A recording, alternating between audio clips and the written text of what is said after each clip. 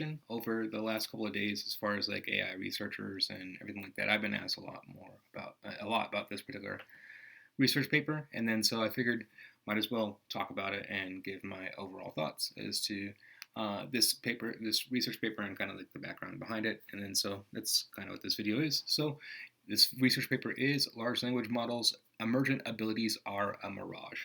And then so I think the first thing to get into is like what exactly is this paper referring to when it refers to emergent abilities? And then so lots of people have like lots of different concepts. Like I think that the word emergent abilities up front is like not the best word to use, but emergent abilities to me, my definition of emergent abilities in this particular instance is abilities where it's essentially like it's a leap in scale, like an unpredictable leap in the performance, and we can't explain like exactly why the model is able to perform that leap. Like, and then so for example, there's a big one, and I'll get into this even more because this is like one of my arguments around this personally, and so I'll dive into this further. But language acquisition specifically, right?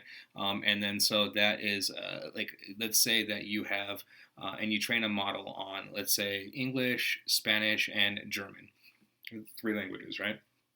And then so you train it on those 3, and then that's all of your data sets. Your data sets contain those 3 languages, and then all of a sudden, like out of nowhere, the model will start like learning French or start speaking French or have the ability to recognize French when you've like fed it on those three languages, right? So that would be an emergent ability, or like function calling, the ability to code. Lots of things are emergent abilities, right? And then so I think people get this like concept of what emergent abilities are in their head, and then so no, it's just like the ability to like do things essentially overall, right?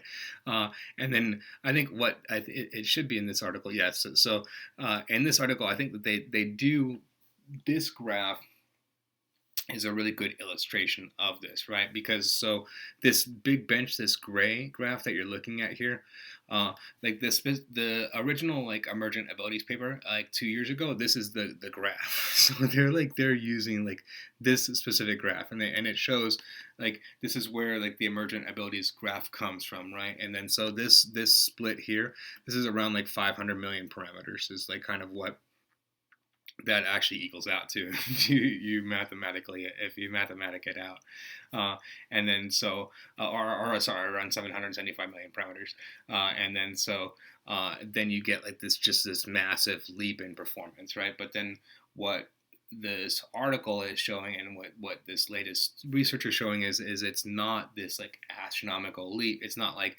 steady till 775 and then all of a sudden just shoots up. It's more just like what you would expect, right? A graph of it actually going up in performance and then actually kind of like decreasing the like amount that you get back from the results, like the like peak performance. It decreases over time, right? Like it's like you can't like putting in like $1 is not as efficient the more you go up, basically, and that's what you would expect, right? As opposed to this like the gray graph, which is just like the exponential growth, which is how it's been portrayed as. And then so that's the interesting thing with this study, and that's what this study does overall and frames. That's their argument, right? And then so the first thing I think is to like dissect this. So this study comes out from Stanford, which is why it gets like a lot of credibility, right? And then like I am in no way whatsoever trying to knock, argue anything on any level with Stanford or anyone that is from there at all, like any level, right? But I'll make one argument around this, and only one, and I'll just point it out. I'm just simply pointing this out, which is that I think that it is possible that there could be some sort of bias with regards towards framing towards emergent abilities in this instance. And then so what I mean by that is if we go here, and then this is just a simple Google search, right? Stanford parameters are all you need, LLM emergence. And then what we see is, quite honestly, just pointing it out, uh, multiple years of research papers from Stanford uh, with these arguments, right? Like these same arguments. Like this isn't a new topic overall, and it's not a brand new argument overall from Stanford. Um, and researchers. And then, so does that discredit this on any level whatsoever? No. Like, I'm not trying to do that, right? I'm not trying to discredit the argument on any level. I'm just showing that, like, um, this is like it's not new for this argument to come out from Stanford. But so, like, I'll frame this like immediately up front with like the counter argument to that too, which would be that if you are at the forefront of these things, like I would expect that the person that doubts emergence and emergent abilities and that is experiencing that would be the very first person that would be able to identify exactly what is missing in that equation, right? Like, I'll frame it in a simple example. Let's say that like someone is they believe in like lizard people in the center of the earth, right? Like, really, I use that example, and then so if there's ever a lizard people invasion from the center of the earth, I would expect like it wouldn't be like the person that's like, oh, lizard people never exist. It would be the very first person to spot them would be and to see this impending invasion would be the person that is like really into that, right? And then they'd be like, yeah, I told you guys for years that there's going to be lizard people invasion, and they'd be like, okay, you're right, bro. But so that that's where you would expect that to come from, right? So I don't think it's necessarily a knock in that instance, but I'm just pointing it out because it does show bias on some level in that instance, and I'm just highlighting that as an argument. But so, other than that, as an argument, I don't have a lot of direct arguments against this. Um, I've been like so if you watch videos on my channel, if you have done anything with regards towards my research with regards towards AI whatsoever, I'm really big on small parameter models. Smaller parameter models being like in that 1 to 3 billion parameter range, right? Like I've been huge on that from jump, and then so like I'd say for the last year and a half, there's not a model that's come out within that range that I haven't tested on some level and like gone through, I mean, pretty much every test that you can think of, right?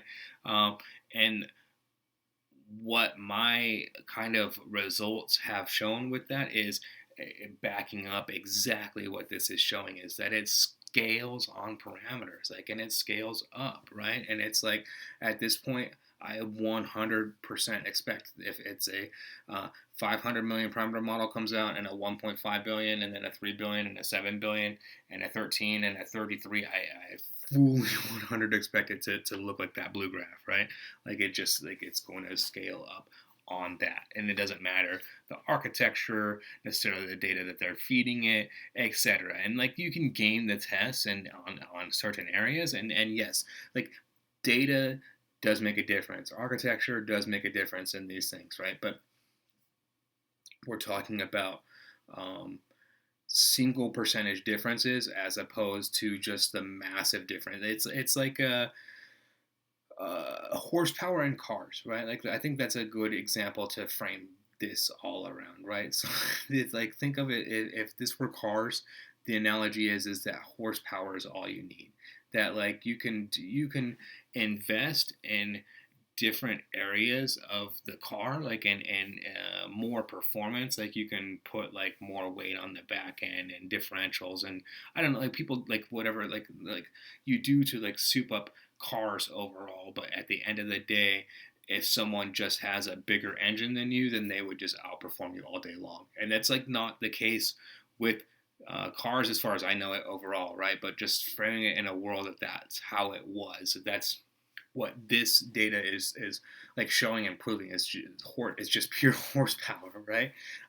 With diminishing returns as you go up with the horsepower, which is important. Like that diminishing returns is expected, right? And I would totally expect that. And I don't know how that levels off at the top end because I've never seen like a quadrillion parameter model, right? Like maybe quadrillion parameter model, it's pretty leveled, but I don't like. Well, maybe we'll get there one day and we'll be able to see that, but we're not talking on those levels today. It's like pure science fiction today.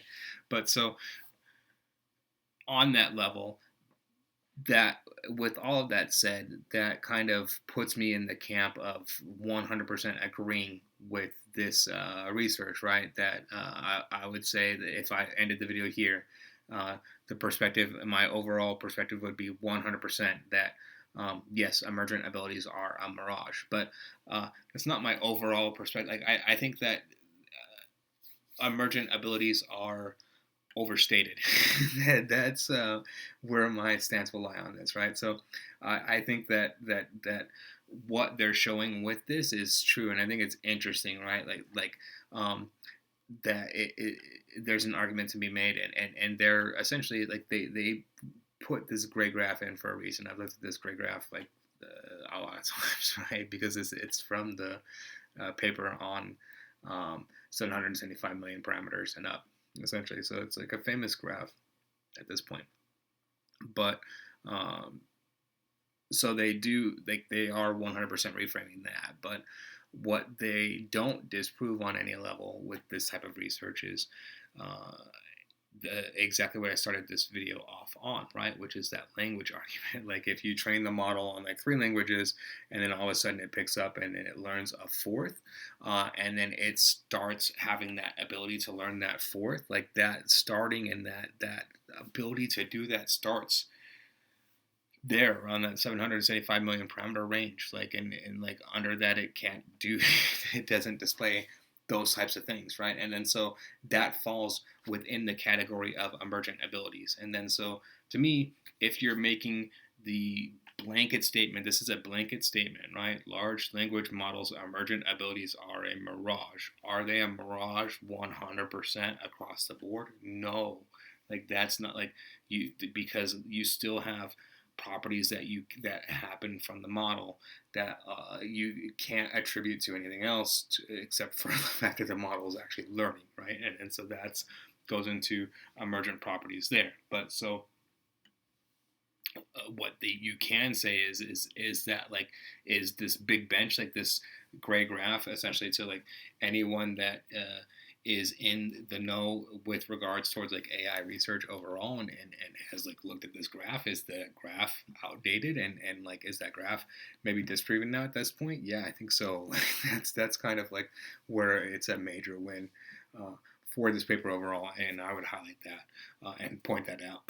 So these are kind of just my overall thoughts with regards towards LLM models and emergent abilities overall. So do I think that they are the emergent abilities are a complete mirage? No, but I think that there is some mirage-like tendencies going on, and I think that's true for the whole like AI industry overall at this point, right? Like even as like someone myself that is like deeply involved with like AI research on every level that I can be, I try to like I'm annoyed and like ticked off with like how much overhype and overexposure of the like everything. Like when there's like toothbrushes that are AI powered, it's like come on at this point, you know.